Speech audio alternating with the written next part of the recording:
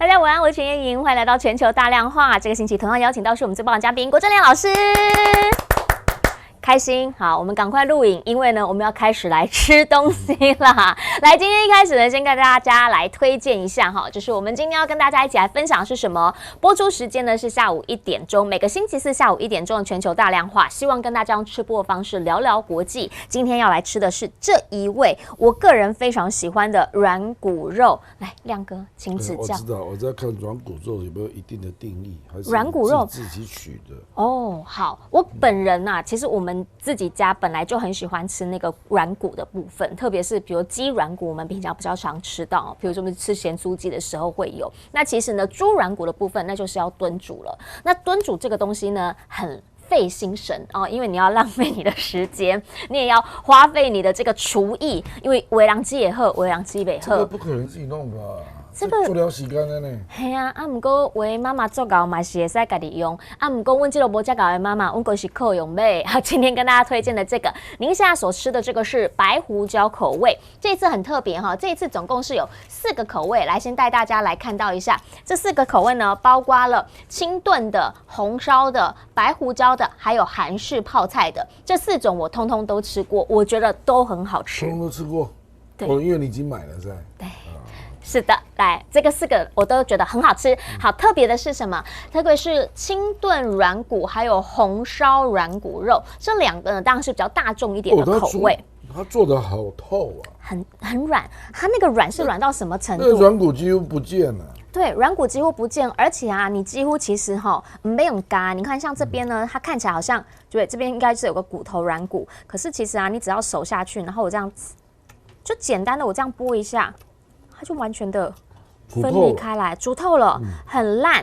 那如果说呢，你是要给小朋友吃，或是给老人吃的话，你看我用筷子剥，我真的是用筷子剥，它就是一丝一丝这样起来，所以连剪刀都不用带，这个真的是非常非常的棒。那同时有4种口味，4种口味其实搭配起来。小朋友有喜欢吃的泡菜这一味，你试试看，有一点点辣，但我觉得以喜欢吃辣的人来说，算是小辣，适合你的小朋友跟我这种老人家吃的。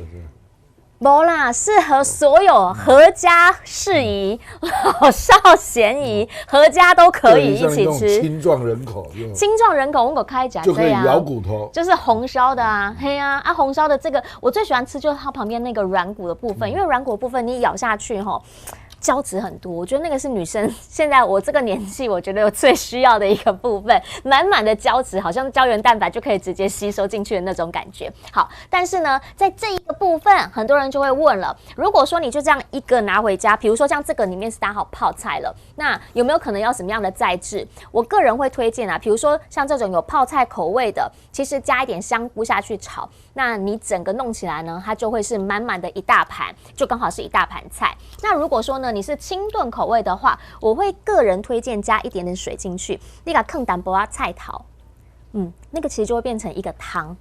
那你一包大概是这样，来一包大概是这样，那就变成饭汤了。其实就是变成汤，你也可以煮面进去，然后加一点点青菜，它可以变成汤面这样吃。那一包基本上你再加一点菜头进去，它就是满满的一锅一家人就够了。那另一个部分呢，红烧肉我觉得可以加红萝卜，这不好吃。那你现在吃的这个白胡椒，不一定是配白米饭嘛？对，你那个白米椒配白米饭很好吃，对不对？我觉得它有另一种吃法，就是我很喜欢去百货公司楼下有吃那个白胡椒，然后加猪骨头的那个。新加坡很有名的那个，然后它的吃法，他们通常店里面会给你配面线，肉骨茶汤啊，配面线，白胡椒汤的那一种，我觉得它这个味道跟那个很像。什么叫做百货公司楼下？因为就是我都是去百货公司楼下吃，我赶紧不要记，所以我那天吃到这个我惊为天人，我想说天哪，这个在家就可以吃到了，弄个白面线，你煮个面线，然后配这个汤，我觉得就很有那个感觉了，不错，所以跟大家来推荐。那这一次呢，同样价格上面来比较哈，因为4种口味，你会问说那怎么配啊？你们现在好，我告诉大家这个配的方式呢，基本上就是你自己选，这个是最友善的一个配法了。因为呢，它现在就是10包跟20包，那你要什么口味你自己选。所以你在备注上面你一定要写清楚，比如说我要清炖5包，红烧5包，然后什么就各5包，或是各10包，或者是什么，你要写清楚，好不好？在这边我们厂商才有办法帮你出货。那如果买的部分的话，我再次建议团购。这一次为什么一定要团购的原因，是因为来官网呢，现在1克大概是0.6，我们这边基本上啦，你买10包就已经比官网便宜了，可是你买到20包是官网的近乎一半价格，等于是半价入手。1包呢112，那可以一餐绝对没有问题，因为它这一包还蛮大包的，它这个已经退冰了，我可以把它弄得扎实一点给大家看。其实很大一包啦，你家冰箱也要够大呢，很大一包。哎，我家有买一整座的那个冷冻，因为我很爱买冷冻食品。哎，职业妇女没有靠冷冻食品很难过活，好吗？好，所以呢，我跟大家来推荐一下这个，我是觉得很好吃，那也很方便，回家你只要拆了之后，马上就可以即食了啊！一定要加热，好吗？哈，加热之后即食，那马上就直接出菜了。希望大家呢，如果需要的朋友，可以直接在我们聊天室这边来选购。推荐的是20包组，一包算起来112啊，精划算啊，好不好？希望大家呢可以一起来团购，团购力量大。你有加这样不啦？这个112真的便宜，是不是？哎，你去外面买猪肉都没有这个价钱。我买过那个，就是这种叫做什么软骨肉，对，软骨肉，不是这一家啦，就是它就是包这样1包，大概都要150以上。真的以上哦，因为他也是厉害的网购高手。我常常买东西，对他常常买东西，然后他有时候买东西都会跟我讲说，这个买东西哪一家比较便宜，他都知道。因为我老婆吃全素，所以荤的我都要自己买。然后他靠自己过，很有生存能力啦。不是因为我老婆不碰啊。那个没有办法，那个是每一个人的信仰啊。阿弥陀佛，阿弥陀佛，阿弥陀佛。你也在夹这啦，你夹这看买，但不过香不够北盖香。我知道亮哥可能对辣食比较那个，但是这个不会太辣哈，可以吃吃看。好，今天就在这边跟大家来推荐这个软骨肉，台南40年老店，真的口味不错啦，希望大家可以来参观选购一下。另一个部分是什么？来，要开始讲国际讯息了。你哪家？我来讲啊嘞，你不要跟哪里哪家？好。国际讯息呢，这个星期比较重要的是，真的开战了哈。伊朗呢，这一次它是直接从本土发射，然后呢去攻击以色列。那过程当中呢，是有300多枚，包括了无人机啊，包括了飞弹。那可是问题是，打完之后，伊朗很负责任的说：“好，你之前炸我的大使馆，这一次。”尊都耍就在这边，我们结清了。可是以色列现在开会了，战时内阁会议开第3次，第3次还延期了。里面应该是那个意见有点分歧哈，因为里面有3号人物嘛，包括内塔尼亚胡，包括他的一个国防部长，还有一个就是他的死对敌。这个死对敌呢，基本上先前去到美国这边，已经让内塔尼亚胡不是很开心。这一回，美国直接跟以色列讲了，如果你要回击的话。算你的咯，这次不算我的哦，因为上一回后来被人家发现，其实美国军官是直接坐在他们的那个控制室里面哦，就当他过来的时候 ，CNN 甚至形容说那是烟火秀，其实这个就有点，我觉得有点比较。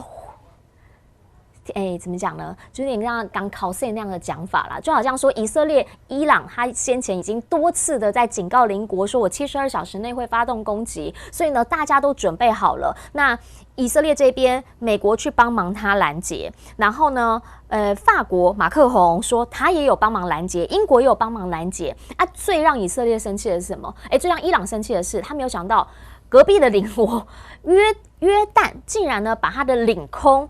开放之后，他也把人家的那个飞弹给拦截下来，把无人机给拦截下来。这个是以色列讲的。可是约旦他们自己后来有说，他是为了他自己呀。对，可是他也有出来承认啊。没有能力拦截。但是问题是，法国说我是应约旦的邀请，约旦的要求，我去帮忙拦截了这一些无人机啊。所以是美军基地，或者是法国拦截的。但是问题是，对于这个伊朗这边方面来讲，他就不是很开心了。他觉得说，为什么会这样？我们不是穆斯林兄弟吗？沙特阿拉伯也有拦截啊。是，然后那个是美军基地啊。另一个也是伊拉克这边传出说，很有可能有部分是从他们那边发射出去的。但是他现在又讲说没有，伊拉克这边没有直接回应。反正在中东这边讯息是蛮混乱的，只是看到。以色列喊要再复仇，可是这个复仇他们有提到要让美国可以接受，然后让伊朗觉得丢脸，但是问题是又不能打到人，要怎么办？请教一下亮哥。这就是假的，不会打是不是？不会打啦。目前斩钉截铁说要打的都是军方啦。对啊，军方当然要这样说啊。那以色列内阁意见不一致嘛。那个《华尔街日报》说3个人激烈争吵。对。实际上不是只针对这个争吵啦，还包括对加沙怎么打，还有要不要让约旦河西岸的巴勒斯坦政府来管加沙，这3点都不一致了，都不一致啊。所以在这种情况之下，我觉得他没有理由要去得罪美国了。其实主要是考虑美国啦。因为拜登，你如果以色列在打，那就是好像你管不了嘛。事实上，国际股市的反应就是最好的指标啦。今天台股就涨了，回神了一半嘛。就是昨天跌一大根嘛，今天回一半嘛，回半根啊。所以基本上就是表示国际社会是审慎乐观啦，不然股市不会有这种反应啦。股市很准的，我跟你讲，就是基本上就是很多人来研判嘛，大家都会写报告啊。是啊，那目前的状况就是伊朗跟以色列其实我认为各自达成目的了。伊朗事实上也一样啦，它主要就是要对国内交代。对，在阿拉伯世界立威啊，所以呢，他主要是要展现说我打得到你，可是呢，你看我提前预告，然后呢，因为我很早就讲了嘛，所以很多人都进来协助你拦截啊，因为他大概总共射了，有人算啦，包括导弹，包括巡弋飞弹，包括无人机，总共331次。那331次，美国、英国、法国出手，大概有100到120次之间呐，所以伊朗就可以交代了，说，表示我打得到以色列啊。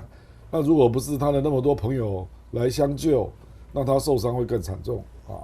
而且我们避开打那个毗邻设施啊，就是被炸伤。听说有一个女生重伤嘛，小孩，她是被那个碎片碰到，是。那另外还有11个人轻伤啊。那基本上有落地的都是打到军用基地了，所以这个符合他的报复的比例原则啦。因为你给人家用 F-35射6枚导弹，对，把叙利亚的伊朗使馆给炸了嘛，那联合国又不出面。那我只好自己寻求正义啊。事实上，伊朗就是这样讲的。所以国际上除了美国的盟友之外，大部分是认为就这样吧。就是说，哎呀，这个伊朗也有他的正当防卫权呐，那他也做自我克制。所以以色列没有人死亡嘛，基本上就是1重伤11轻伤啦。那军事基地多少有炸到了，这有人估计有多少真的有炸到目标，说没有被拦截到，可能有7到9枚导弹嘛。OK， 大概是这样啊。那可是有人又发现，他的导弹有减量，就那个弹药量有减，所以炸到地上的坑没那么大。对，所以你就看到，我想大家处处都是非常细节的。对，大家眼睛都是雪亮的啊。那他事实上也叙利亚、伊拉克跟也门同时发动攻击啊。那这个伊拉克当然可以事后否认啊，这反正就各讲各的嘛。可是坦白说啦，有哪一个中东国家能够协调4个国家一起动？而且绝大多数是从伊朗射出来的。对，那表示我打得到你我有9种导弹打得到你。那我还分速度的快慢导弹是最快嘛，那这个巡弋飞弹第2，无人机最慢。实际上他就在测试你的反应能力了那后来就证明这个巡弋飞弹跟无人机全部被拦截。全部被拦截所以伊朗就知道了嘛。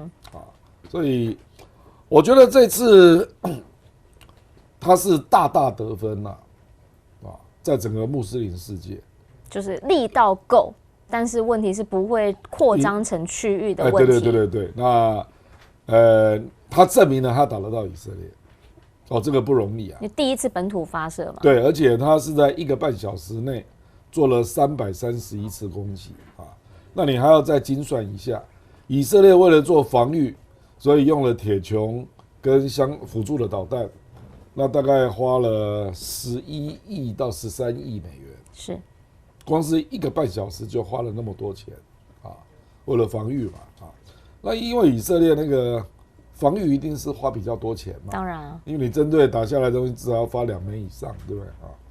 那伊朗大概只花了1亿多，所以就有人从这里又想到了战术上的意义了，说我可以来消耗你啊，划算，对不对？我可以来消耗你，而且我这次还没有瞄准那个民生的重要设施，他是挑地区打了，就像刚刚亮哥讲的，很重点地区。可是他大部分都是挑军事目标，是，所以就比较没有争议啊。那这里就变成他几个目的达成了，就是说我打得到你啊。第二，未来你如果还要来搞我啊，这个可能就是我的反制模式，你自己看着办。其实弄一次他就会伤很大的。这个叫做威慑嘛，就说以前大家都不相信嘛，以前说伊朗吹牛。每次这边讲都没打，对不对啊？那我这次我证明给你看，我打得到你啊。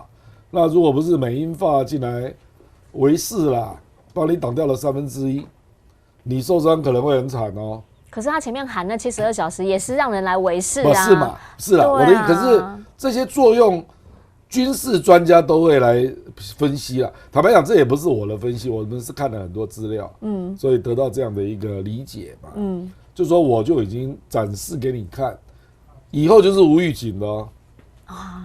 你如果真的要搞我，以后就是无预警的。那我就直接打要害啊。我是打得到你的。而且我会协作周边一起干哦。我很多小老弟会跟着我走。你自己看着办。你真的要搞我吗？这个有点像是说，上次苏莱曼尼美国炸你嘛，对，苏莱曼尼死了，对不对？你伊朗那边叫半天也没辙啊。这一次我是认为他秀出了他的实力了，就是跟以色列表达了这个清晰的讯息，说我是可以报复的啊。所以你以后如果要来欺负我，要来霸凌我，你自己垫。所以你觉得纳塔尼亚胡有吓到吗？他会退吗？因为这个不是吓到，他没有，他退就是不反击就结束了。可是他们听起来又好像一定要往前冲。没有啦。那以色列喊一喊就是以色列吹牛的人多了，又不是只有他。这个要纳塔尼亚胡本人出来讲，我才相信。目前你听到的就是军方啦，对，军方讲话都很硬可是那个是他的职责嘛。一样啊。这个你可以看到那个太平洋。那个印太司令部司令讲话都很硬啊，说对中国一定会怎样，对，我都没有做啊，不是一样，所以这个军方本来讲话就是这样嘛，他要表现出他的军事能耐嘛，至于政治的考虑，那不是军人可以决定。那他下一步他的战术上面有可能，比如说是对他的小老弟加压嘛？比如说我们之前看到他在北部这边开始有一些演练啦，对，这个可能就是美国也不乐见啊。因为这个是这样啦，就是纳塔尼亚胡感觉内部有一种阴谋嘛，他认为背后有美国支持啦，就是你列出来那3个大头嘛，那最右边那个甘孜嘛，对呀，那美国隐隐约约是在支持甘孜，要取代纳塔尼亚胡嘛，是，那因为目前的执政联盟只有多4席啦，所以就是要搞一个倒戈，其实说来就来了，那只是要不要现在搞时机点。所以这个也有人说，这个搞不好变成纳坦雅胡的一种筹码，就是他承诺美国说我不回击了，可是你不能倒戈。换哦，你知道我的意思？不，因为这个是老狐狸了，我跟你讲美国本来就说你不能回击啊。你回击惹大乱了，谁不能救你啊？没有，我一定要回击。你刚刚只有讲说他不救嘛，对不对？对。纳坦雅胡有可能是把话讲硬，然后跟美国讲说：“那你不要倒我的戈，我就不回击。”自己创造筹码了。有政治本来就这样啊，这有什么奇怪呢？政治本来就是虚实是转换来转换去的嘛。哪有一天到晚拿实出来？家里真金白银哪有那么多，对不对？很多都是靠恫吓。那所以说威慑力量有没有到？你信不信我？那或者是你现在不甩我，要付多少代价？那个代价没错啦，你也许可以把我搞倒，可是在我搞倒之前，我把局面弄脏啊，大家都伤嘛。所以就是为什么政治人物要有这种锻炼啦，要进厨房就不要怕热啊，就是这意思啊。你进厨房还怕热，对不对？到了厕所还怕脏，你搞屁啊，对不对？就是这样嘛。所以纳坦雅胡也可能会借此把它变成一个交易筹码。然后说美国你不能倒我的歌。懂。那这一次你看怎么看美国？美国这一次基本上他是有传说他的指挥官直接进到他这个控制室里面，有啦，然后呢，帮他忙啊，驱逐舰也过来了，然后说这个20年来第一次标准3型去试试看，说我是不是拦得到 ？OK， 拦得到。他可能不止驱逐舰哦，他是艾森豪航母舰队。是。那你怎么看美国这一次？这个是他们的底线了吗？还是他还会再？不是啊，他一定要帮他拦呐。那以色列才会知道自己的不足嘛。所以等于是爸爸儿子不行，然后你还是要帮他稍微挡一下，不要让他受伤这样子。事实上，无人机几乎都是美国挡的。是。事实上，美国跟英国主要就是挡无人机啦。因为铁穹没有办法挡无人机啦，铁穹是针对速度快的东西嘛。那伊朗就是叫 test 嘛，他用3种速度啊，就是说炮弹不是炮弹，导弹嘛，导弹速度是最快的最快的。那巡弋飞弹次之嘛，然后无人机是最慢。那我就要看你是怎么把我打下来了。所以波斯人不要小看波斯人啊，波斯人也是很会算的啊。那他看一看就是发现无人机，美国、英国专门打无人机嘛。有人认为无人机大概170架，对，美国、英国大概打下来100架，那就几乎都是他们的一半，大概一半以上，3/5啦。那导弹当然是以色列自己弄的嘛，它铁穹嘛等等嘛，可是还是有些穿越了它的铁穹，所以有人估计打到目标的应该是7到9。可是这样拦截的也算不错了，是因为总共那个飞弹有人算大概是120枚嘛。那在这一次的这个整场的试炼当中，你怎么样来看伊朗跟他自己的这一些穆斯林兄弟们？当然，他的小老弟就是跟着他，那就不用讲了。可是旁边有很多国家，我们刚刚提到的，比如说阿联酋啦，包括沙烏地阿拉伯啦，包括约旦啦，然后包括旁边的埃及啦，基本上大家就开始在讲。有可能是经过这一次，让伊朗更看清谁是真心朋友，那谁其实只是表面上、口头上面说，口惠而实不至。你怎么样来看？我想伊朗早就知道阿联酋、卡达，因为阿联酋还有约旦是不可能支持他的啦。那沙特就沙烏地阿拉伯，沙烏地阿拉伯没有谴责伊朗，没有啊？他事后没有发谴责声明。那这个就已经是站住了穆斯林的角度嘛。那因为沙特是逊尼派的老大嘛，对，所以我觉得其他小国表态那就还好啦。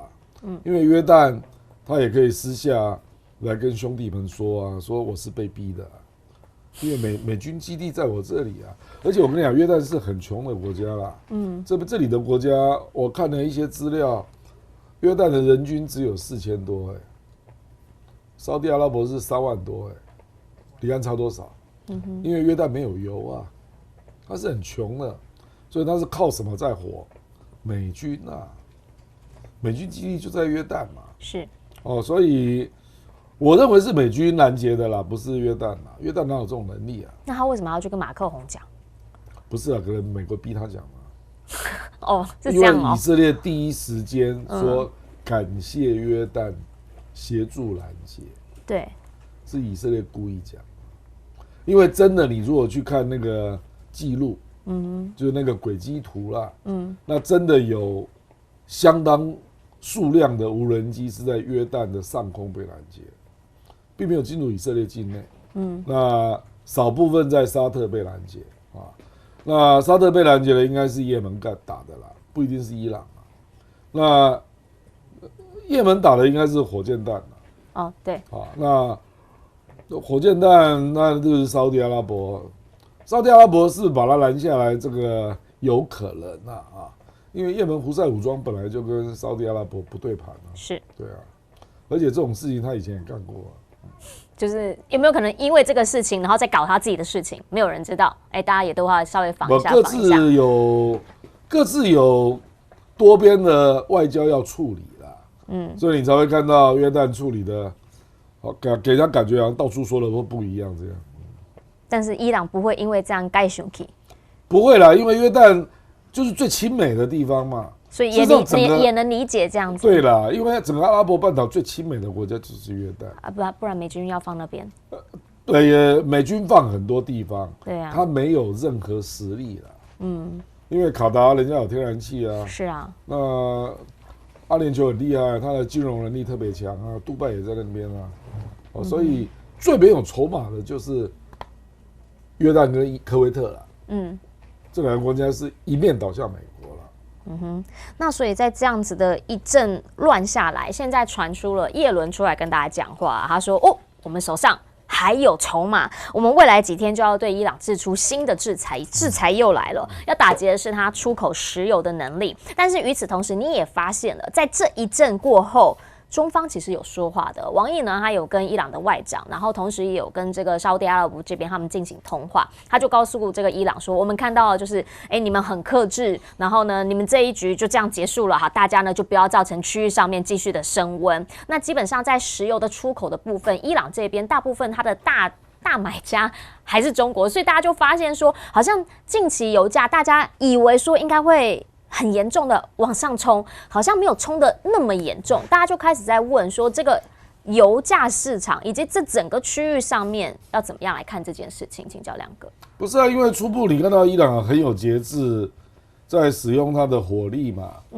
所以第一天因为不确定嘛，所以就大跌嘛，然后隔天就回升一点点啊。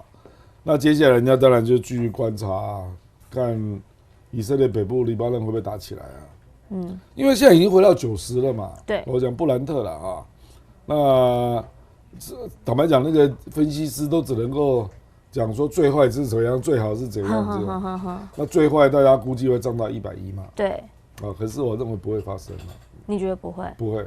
OK， 那整个市场上，你觉得中方的态度蛮重要的吗？在这一次的这个局势上面，这次在攻击前，美国就打电话给王毅了啦，那据我了解啦，就攻击完之后，那伊朗第一时间打电话给中国，就是表达感谢，因为他知道中国在联合国帮他讲了话嘛。那第二个也跟他讲，就到此为止，然后接下来美国是攻击发生之后，美国第一时间就打电话给这个以色列了，说你不能反击了，那以色列没有答应没有回应那美国后来又打了第二次电话，那就是跟他讲说，这个伊朗，我跟伊朗通过电话。那伊朗说到此为止，那我认为美国不太可能跟伊朗直通电话了，应该是中国了。那中国当然真的有跟伊朗通上那个电话，所以这件事情也是真的，所以那美国打电话给以色列跟他这样讲，以色列还好意思再打吗？这个是事后第二次电话，那所以我基本上认为以色列后来讲了一句话嘛，就是隔天股票就开始涨了嘛。对，因为他说我们不会直接攻击伊朗。对，那这句话含义很深啊。这个意涵的是说我们不会空袭伊朗，因为他这样子弄我不会这样子回他，因为你根本不可能有地面部队去伊朗打仗嘛，不可能的事嘛。对，所以你能做的一定是空袭嘛。对，可是你会不会打其他地方？他没有承诺，是，他也没有说我不会暗杀。哦，那个又往更没办法，因为以色列向来如此啊，他是对，他是必然报仇的啦，那他界定的仇跟你理解的不太一样，因为我们从外界看，我们会理解为就是，你先打人家，对啊，你打人家的叙利亚的伊朗领事馆，所以伊朗就对你做了攻击嘛，那犹太人永远都有话说啊，他说，那你应该打我的外馆啊，你怎么打以色列呢？以牙还牙，以眼还眼，你怎么眼睛跟嘴巴对在一起？大概是这个感觉。反正就是他觉得你过当啊，过当。我跟你讲，他们理由多得很啊。这犹太人就全世界最会辩论的人民族啦。他就是说你这个过当啊，你怎么可以打我本土呢？我没有打你本土你懂我的意思？用这个逻辑，好像某些层面也通啊。不是啊，不，他事实上期待的是你打那个28个外馆，所以他事实上已经关闭了，放假是。那结果伊朗没有打外馆啊，他也要展现他的大哥风范呐，不然他怎么管小弟？是啦，所以我的意思是说，就是卡在这里嘛，就是说，你打我本土，我没有打你本土，所以我是不是要报仇一下？我觉得他们内部一定是有这种声音呐，弄来弄去啊。当然你想也知道嘛，那所以我跟你讲，他们还是会弄啊，可是不是空袭了 ，OK， 他可能会炸伊朗在。比如伊拉克、叙利亚或者黎巴嫩的某些地方哦，就这次也有趁你的人来的时候了。比如说你的革命卫队派代表，就跟上次一样，有3名将领在那边的时候，我就打你啊，对。OK， 又来搞这个。好，但是呢，其实在这一次的这个空袭事件当中，我们刚刚提到了西方盟友都来了，而且不是只有来而已，他们是手全部都吞下去，然后帮忙你瞧东西，帮忙你挡，帮忙你遮太阳，帮忙你挡雨。这看在乌克兰眼里，真的是辛酸滋味在心头啊。好，在昨天的这个白宫的记者会上面，就有人问到了，Kirby， 你们如果可以帮以色列挡无人机、挡飞弹、挡什么，那为什么不能帮乌克兰挡？Kirby 这个时候回应很有趣，他说：“我就知道会有这一题，我已经告诉你了。这个呢，不同的冲突、不同的空域、不同的威胁态势。拜登总统不是一开始就讲吗？在乌克兰这一场，我们不会参与。可是呢，在乌克兰人的耳里听起来就是很刺，你知道吗？他们甚至讲说：哦，是啦，看完之后，我们终于知道，原来我们对他们来说只是累赘。但不管怎么样，战争就是持续在打。现在对于这个泽伦斯基来讲，他就是希望啦，你们也许不会来帮我们打，但你给我们东西好吗？好，可是即便是这样，美国的众议院现在参议院基本上呢，在那个以色列、乌克兰、台湾、印太等等的那一笔预算已经先过了，送到众议院。众议院这边不行了，因为他们就是不想要给乌克兰钱，但是现在以色列又需要，所以呢，我们希望拆开来处理。美国态度在这边非常的明显。请教一下亮哥，这个乌克兰真的是情何以堪？这个说法也不是现在听到了，是啊，就是他们要把对以色列援助的那个经费先通过嘛，全部都拆掉嘛，就把它独立出来了。事实上就只省那一块了，那个乌克兰跟印太就不省了，因为众议院是共和党主导的嘛，所以我认为共和党的现实意识告诉他，乌克兰就是个坑啊，无底洞啊。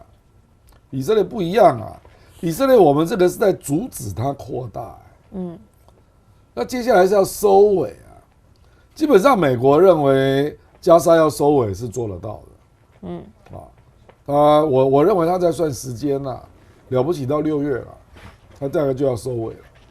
乌克兰没有办法收尾啊，你怎么收尾？因为你的领土被人家割让了，也不是割让，被占领了啊。那俄罗斯不可能吐出来嘛，那这样你如何停止？你除了投降你怎么停止？那可是这里就凸显出美国政客的矛盾啊。他明知道不给钱、不给军火，那乌克兰最后一定会投降，完蛋啊，对不对？那投降你也是伤啊，对。那你为什么不去救他？因为他认为他救他之后，最后还是输啊。那我又要花钱，那最后还是输。所以我觉得已经有点在两害相权了啦。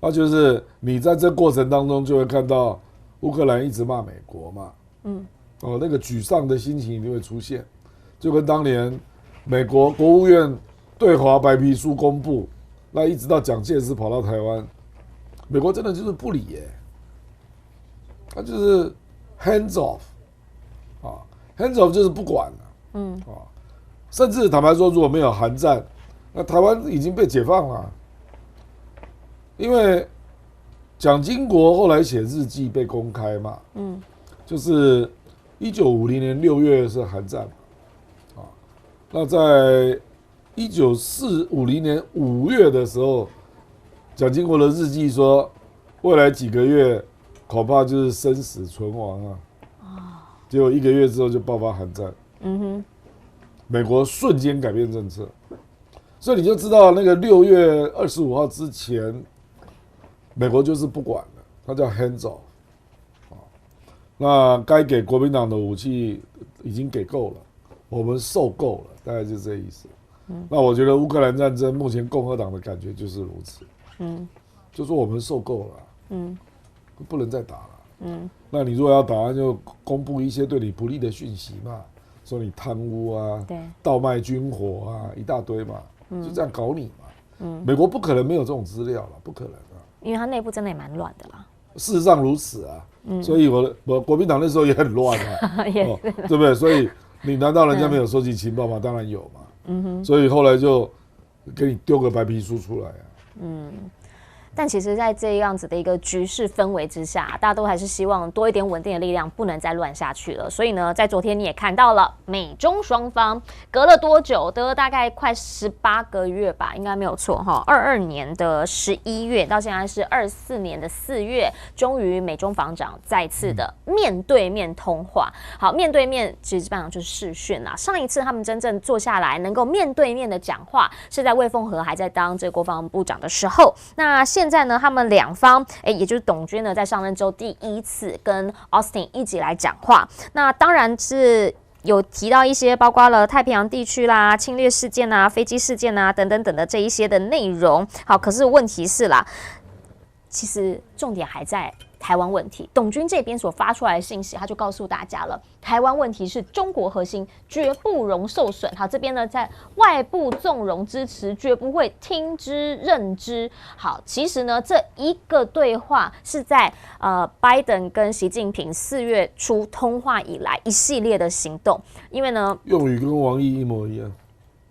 王毅用的词也是这样，听之任之，不会听之任之。对，然后从一开始4月讲完，4月初2号讲完话之后呢，然后你就看到了叶伦来了。叶伦来了之后，你也看到昨天也有同样的一个讯息，就是呢，他们自己的这个驻青也来了，康达来了，然后呢之后。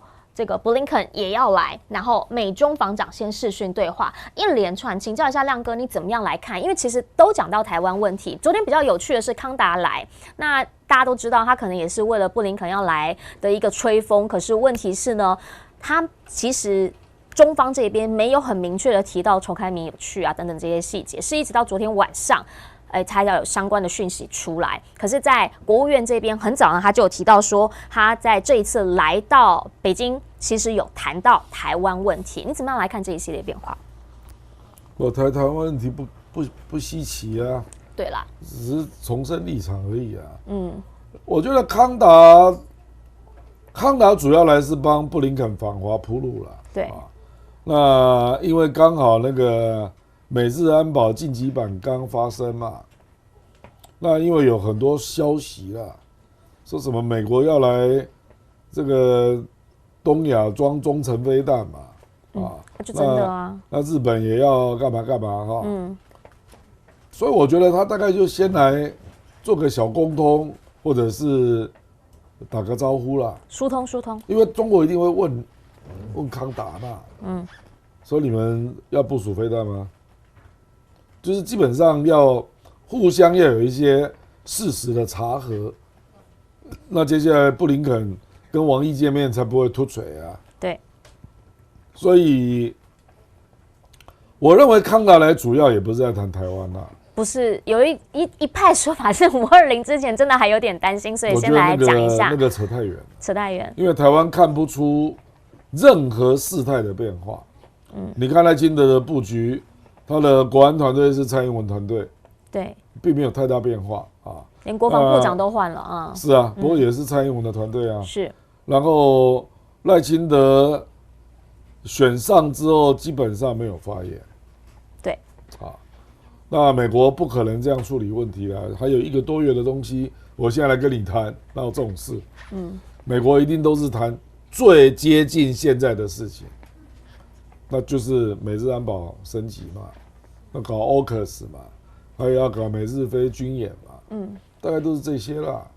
我认为这些才是康达要跟中国先做报告，或者是让中国的做一个背景了解啦，那避免布林肯来的时候，你们会沟通的很不舒服啦。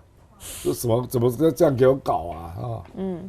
因为这2个国家完全没有信任可言了，所以你可以看到拜登上次不是又讲到那个打电话，如果按照中国的说法，就是拜登承诺了6部1没有，加了2个，对不对？那结果拜登跟你讲完之后，回去立刻美日升级。公然违反你的承诺，你不是说你不会跟盟友联手来对抗我吗？对，不会阻碍我的发展，你才回去就立刻要来对抗我，科技战继续，对不对？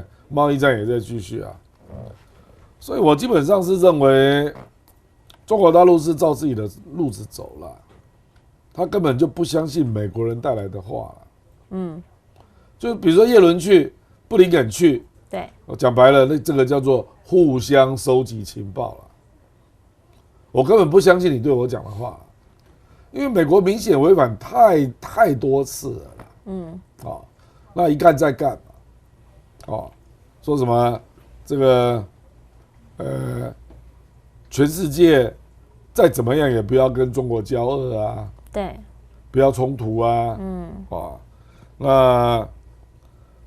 反正就讲一堆话啦，知道吧？无意改变中国体制啊，无意对不对？让台湾独立啊，一大堆话嘛，我觉得中国基本上完全不相信了。那你觉得在这一次，包括董军跟这个Austin 第1次的面对面的视讯，你有什么觉得是可以期待，或者是因为之前其实他们是比如说海军啊等等，在其他地方下面的有开始在沟通，但是2方这样第1次的面对面的谈，算是第1个。这个是视讯还是面对面？视讯，对吗？还是视讯，但是有看到人吗？我知道了。那这个以前那个李尚福还见过面呢，对啊，我觉得这没什么了。这个是美国人形式上重视防长级别的沟通机制啦，他认为这个一定要恢复啦，不然到时候发生冲突找不到人怎么办？就谁能搞定嘛？那中国大陆，你既然这样玩，那我有方法反制你啊，比如说他就公布，比如说美国有一些东西，他要彻查他的这个是不是？目前是不是适合嘛？比如说我随便举例啦，那个就陆续还听到一些科技战的讯息嘛，那中国大陆也会传一些讯息给你啊，那中央跟地方还不太一样啊，比如中央他会跟你讲说，2027中移动跟中国电信，会逐渐不要用英特尔跟这个 AMD 的晶片，那我昨天还听到另外一个。重庆，对，重庆突然宣布说以后那个 iOS 不能够下载他们的公用的程式。真的各种讯息都有，只有安卓跟鸿蒙可以。所以我跟你讲是官部门是不是？公部门，当然是公部门。那这样的话，其实对于苹果来说影响又更大了呢。那所以你如果在重庆市政府上班，请你换手机啊，就这意思啊。因为其实如果是这样的话，像这一次肖兹他其实也是去了重庆嘛，所以那个时候这个双方合作起来的那个力度就会大不一样。可是你刚刚特别提到的是科技战的这个部分，基本上呢，在晶片战现在是一定继续会打，因为我们现在已经看到讯息了，他就直接告诉你啦，那一些先进技术他们要公布，即将未来数个月即将公布你们晶片厂的黑名单。与此同时，我们看到另一个资料是什么？是今年的3月，他们中方的晶片总产量是飙升40%，它特别扩大的是传统晶片的这个部分。其实以前呢，它可能发展速度还没那么快，现在为什么直接拉起来啊？就是因为被围堵嘛，所以他就想说，我全部都要自己来。那你要逼着我自己来，我的用量就这么大啊，车子、智慧车、智能车要不要？要啊。智慧手机要不要？要啊，都要晶片。那我自己来，所以整个产量提升起来。那也包括刚刚这个亮哥提到的2027啊，要本土晶片取代美国晶片，这一些讯息都一直在发生当中。但是也很尴尬的是，美国一直说你不要再给他什么厉害的晶片什么，结果 Intel。他现在那个加速晶片那个高迪3啊，现在说要给他们一个特供版，虽然说什么性能会暴降92%，但是就是不能失掉中国这个市场，你还是要给他一个版本。然后又发现华为的新手机里面、新笔电里面出现的是 Intel 的晶片，那不是很尴尬吗？因为这议员就会很生气啊，说你们在搞什么？不是大家都要一起来吗？来请教一下亮哥，下一个要怎么样来好好的围堵中方？因为日本、荷兰嘛，没被插一样。大概马西被中心被看齐啊。英特尔这个特供啊，是在川普的最后那一年发生的，是川普通过，那到今年7月到期，所以这个华为最新的那个智能笔电，据说是用英特尔的晶片嘛，对，就是 CPU 啦，对，那这个你早该知道的事啊，谁叫你议员这么不认真？是今年7月才到期啊。所以他们能够反对的是说不准续约嘛，可是我不认为他们做得到了，因为英特尔跟拜登政府的关系太好了啦，你挡不住了。而且英特尔也可以说这个 CPU 又不是什么高阶技术，我们如果退出，那中国就进来了。对，所以你强迫我不能跟中国做生意，毫无道理啊。然后他就会用他的游说的力量去把它压掉啊。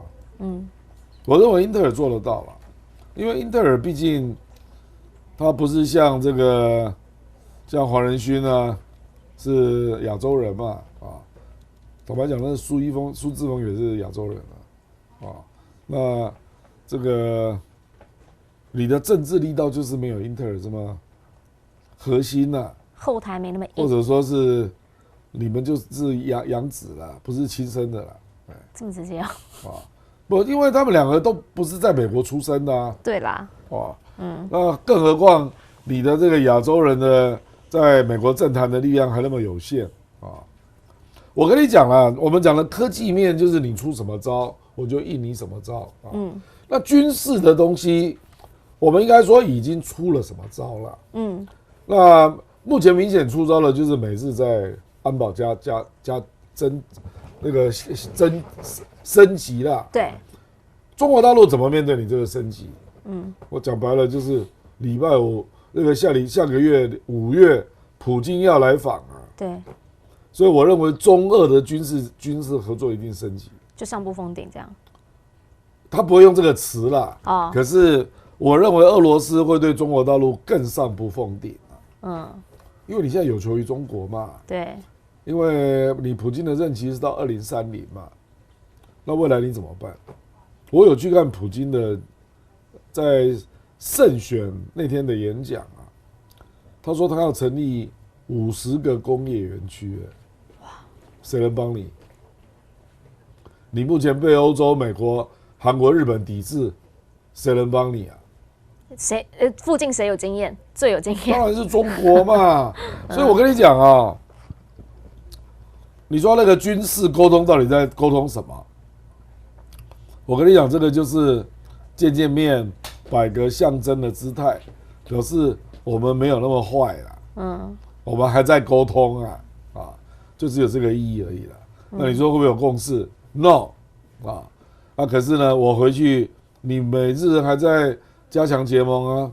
那我也有啊，我礼拜五就中二再演一出给你看。可是布林肯有说啊，你们不要再做什么国防合作，我们会很担忧啊。你们那些东西出现在乌克兰战场啊。不，我跟你讲啊，这个是叶伦在中国的时候第一次讲的。对。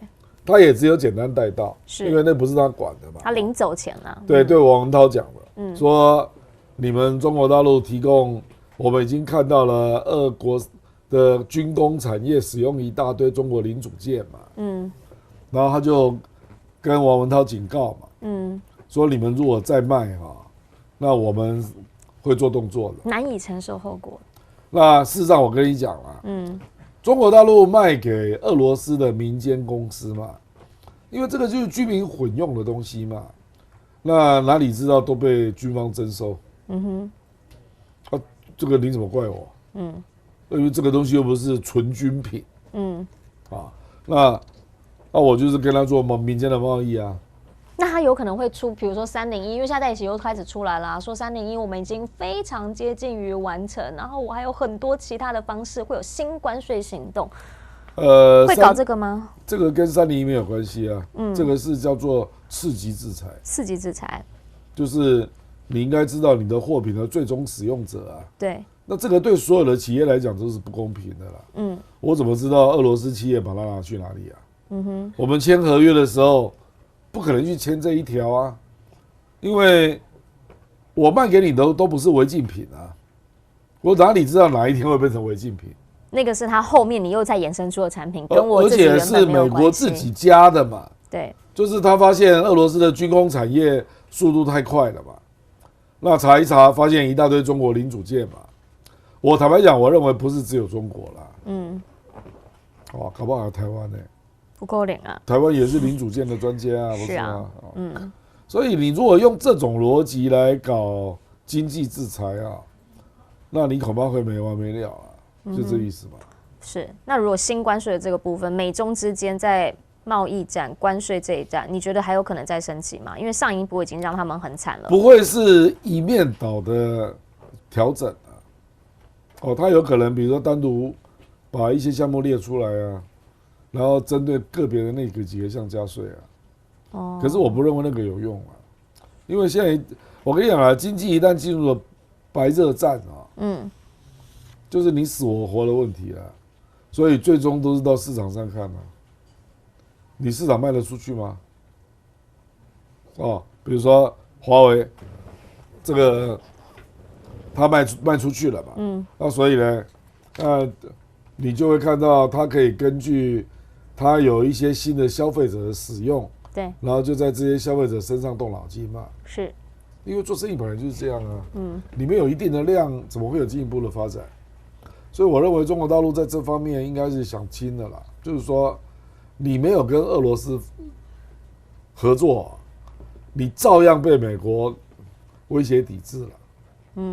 所以你现在就要拿出力量来了。就是你怎么搞我，我就怎么搞你。那你自己看着办啊。然后我自己在这边再开发一个我的新市场、新的领域，更广阔、更大的饼。不容易更大了，不容易更大，因为半导体已经是全球化了。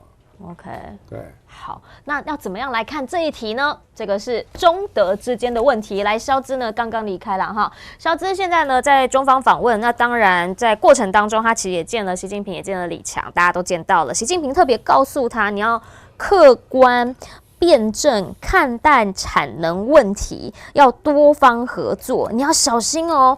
保护主义抬头，我们千万不能这样，要全球视野。其实，在出发前，肖兹这边德国这里，他们已经有先释出一些比较善意的回应，包括比如他们对于车市，因为那个他们自己有关系啊，他们就觉得欧盟你要针对人家的车市啊，要这样子给人家加强制裁等等，这样不好，啊，提出了相关的反对意见。那李强还特别跟他讲啊，高科技产品现在也希望放宽一点点。中方呢，在肖兹离开之前，他们也释出一点善意啦，包括先前呢进了一些德国的牛肉进口，现在开始释放了。然后呢，苹果开放边境，猪肉进口提供一些便利等等等，就是希望双方有来有往嘛。那只是欧盟这一边整局来看，请教一下亮哥，你觉得德国这次肖兹，你帮他打几分？忐忑不安，姿态不明啊，可是基本上就是愿意走这一趟了，一年内来2次呢，对，走得很勤哎。对了，可是大场通通都来，我看他们在重庆那个也是一字排开，很大阵仗呢。问题是谁带谁来了？我认为是企业界带肖兹来的。那第一次是肖兹自己来的。对。那个不太一样了。就是肖兹这个政府实际上是很弱的政府了。你可以看到一个国家领导人做国事访问，结果外长跟金长都没来，这个相当荒唐啊。对不对？如果拜登做国事访问，布林肯跟耶伦有可能没来吗？不可能的事嘛，对不对 ？Raimondo 也会来啊。这表示什么？表示德国这个政权内乱。那内乱，因为那个绿党那个外长贝尔伯克激烈反中嘛。对啊。他说在这个星球上，他没有办法忍受跟中国相处，连这种话都讲出来了。那个经济部长也一样嘛，自民党的，他也是反中那所以你说这样政策是可以推到哪里我现在越来越发现就是美国是言行不一啦，就嘴巴吹牛的，实际上做的根本没做，或者是相反在做那德国给我的感觉是，就有多种力量在发言。那就是很吵的意思了。你不知道哪一个代表德国没有一个比较大声。不是因为你不会都听到肖兹讲话嘛？当然啊，对不对？因为商报也写很大一篇呢。不是肖兹在中国讲话，现在当然是头条对。可是回去之后，经济部长会讲另外一套对。那人家就会觉得说，你这个国家到底是怎么回事怎么两种声音同时出现嘛？这个就好像美国去东南亚说，你们站在哪一边？那有一些人不愿意表态嘛。那我认为肖兹就是属于这一类，你也不能够说他倒向中国，不是，是他感觉到目前这个外长、金长的这种路线会出事他感到不安，所以他的肢体语言非常的，他跟习近平在合照的时候是这样就是有点不安因为坦白讲，他不太能够说清楚他的路线，有些话不好说，可以这样讲吗？不是因为他要回去还要见金长跟外长还要交代，而且那是不同政党那你这个政党，我讲民调你就知道了啦。德国社民党现在民调只有14%，这个大概是有史以来最低的状况那基督教民主党是31%，那他们即将选举那目前这个联盟能不能继续执政，他根本就觉得民调要追上基民党是不可能的嘛。他现在靠什么？把极右翼打死，让你基民党找不到联合对象，所以他现在一天到晚在查那个替代选择党的问题嘛。因为替代选择党的民调竟然超过社民党，有15%，这简直是不可思议极右翼所以等于就是基民党加替代选择党已经快要过半了，对，接近50%嘛，那基民党加绿党加自民党只有35%，不够，所以你这个执政联盟已经人家46，已经被掏空了啦，你懂我意思？就被掏空了啦。我还看过一个民调是基民党加极右翼刚好51%，这么高不，他在摆荡嘛，就是45到50之间。但不管怎么说，4-5成是很高的是稳在那里。对，所以他们的策略就是要把极右翼打死。说德国不能够再回去纳粹啦，他们就是法西斯啦。所以左翼的群众上街包围右翼群众因为左翼就是德国社民党嘛。这个我坦白讲，我看德国政治已经很久没看过这种局面了，让人想到了这个威玛德国时期那大家都知道威玛德国是怎么收尾的、就希特勒上台啊，不是吗？就德国现在政治真是一团乱、所以你有觉得他是希望，比如说，有的人是想说他这一次来感觉是比较想要向梅克尔那边靠拢一点呢、就以前的梅克尔路线那种靠拢一点，太高估，没有到那个康长没有。我认为他不是路线问题，是被大企业压来的，所以他必须要去呼应大企业的要求，然后去跟中国谈一些市场开放问题啦，或者是我们如何互惠啦，这一类问题。而且你不要忘了，习近平5月要去法国，对，所以大企业怎么会没有压力？他一定会觉得我们要抢先啊，不能够让他在我们前面。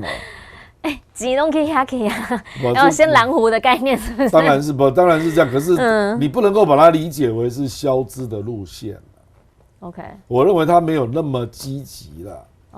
给我感觉是被压来的了，也可能没那个主导性，因为那个时候的状态是人家是有主导性的，人家讲话会更有 power 的。是过半拜托，对啊，那怎么弄啊？对啊，消资现在是摇摇欲坠啊，而且今年就要选举了。是，好，我们最后一点点的时间，叫请您帮我们讲一下这个新加坡现在呢宣布了，说下个月之后呢要交棒，你怎么样来看这个变化？会有任何的变化吗？因为他们说这个时间点其实就是为了稳定当中的时候，先赶紧让人先上来，然后坐稳了之后，预期可能有挑战。不然你每个国家随时都有挑战呐，你应该说，第一个黄循财也不是意外的人选，当然，因为他已经接秘书长了，是秘书长就是筹备的总理嘛。对，那黄循财的路线跟李显龙是完全一致的，这个而且他的阅历丰富，他当过青年部、社区部，也当过财政部，资历也完整，大概除了国防部不熟之外了啊。那他最近也常对亚洲的形势做一些发言嘛，是啊，那我觉得是很明显，他就是认为中美冲突对新加坡是最坏的，所以他不希望中美冲突过分了，所以基本上新加坡是不会表达说他倒到哪一边了，那基本上觉得像台湾啊，因为他曾经对台湾做过批评啊，说。民进党如果把两岸关系理解为民主对专制，那他认为这种意识形态的理解无助于台湾的发展，那反而会造成冲突，他的意思就是说，这个就是地缘政治，你台湾要了解你的利害关系了，你不要用意识形态来搞外交了，这个观点我是很同意的。我一直认为价值外交、意识形态外交，到最后的结果都是战争啊，因为你会各执一词嘛，你的价值最好，你的意识形态最对，对不对？那我们如果不要这样看问题，从实质的政治经济的利害、地缘的位置的利益来谈问题，那就比较容易找到交集嘛，所以那而且新加坡有一点，它至少证明了啦。就是说，李家政权正式完全退出政坛，不是完全真的在那边不可撼动的。其实这个真的不容易了，因为大家都知道吴作栋接总理那个时候，大家也知道李家还在，是对不对？是。可是这次黄循才接班，那李家王朝是真的退出了，这其实不容易耶。因为我们知道华人的政权啊，这个是不容易的啊。那台湾跟新加坡都做到了，台湾就蒋家就要退出了，那现在是新加坡李家，对不对？那当然就对比韩国就是没做到，对不对？所以我觉得这个也是新加坡的挑战啦，就是说这样的就考验黄循财对整个政治体系的领导能力，有没有像李显龙那样彻底？因为李显龙接过国防部长，是。其实，在整个世界局势的变动当中啊，大家都在想说，怎么样做能够对自己最好。那当然啦，如果说少一点意识形态，是不是会多一点弹性呢？这个是大家最想知道的。好，今天非常谢谢亮哥来节目的最后，还是再一次跟大家来提醒一下，我们这个星期要跟大家推荐的是这个软骨肉4种口味，红烧、清炖、白胡椒跟泡菜。好，其实有各种吃法都非常推荐给大家，重点是在我们这边买比官网还要便宜。如果你买的是20包的话，近乎半价的价格。再一次的提醒大家，下好离手要就要快咯，记得备注写你要什么口味。今天再一次的谢谢亮哥，我们全球大量化下个星期再见咯，拜拜，拜拜。